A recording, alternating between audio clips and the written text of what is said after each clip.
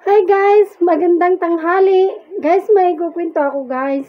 Dapat pala talaga mag-iingat tayo guys sa pagla-live natin, yung pagpapaakyat natin. Kasi guys, ikwento ko lang yung aking na-experience.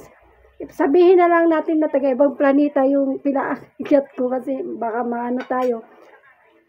Guys, ang kamera, binaba niya guys, binaba niya nakaharap dun sa may pantalon niya, mabuti na lang, sabi ko, no, mabuti na lang guys at niremove ko agad yung niya, pag-akyat niya kasi madadamay ako guys, mahirap na, ma-restrict tayo or ma-demonetize, mahirap na talaga guys, kaya ingat pala tayo sa mga taong paakyatin natin, hindi naman sa namimili tayo, pero meron talaga guys, kaya para tuloy takot ako may magpapaakyat. Naku, Diyos ko.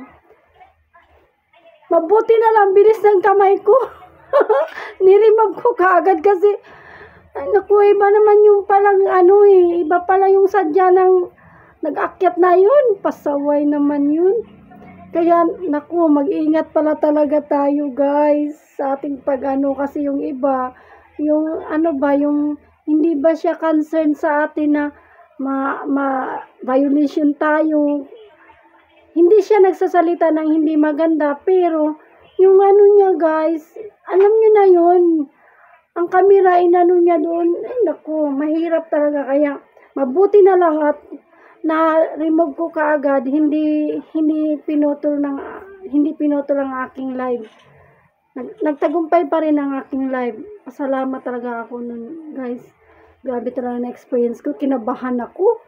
Akala ko ma-restrict ako. Kaya mag-ingat pala talaga tayo guys. Mag-ingat. At saka, sana naman yung mga gustong umakyat, yung parehas tayo mag-iingat. Hindi tayo magsasalita ng di maganda.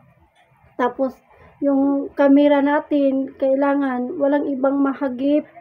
Kasi, pag ibang mahagip, iba na talaga ang usapan nun. Kung ma-restrict tayo, alam nyo naman, masyadong mahigpit. Kaya, naku, leksyon ko na yun guys. O, yun lang guys, ang isi-share ko.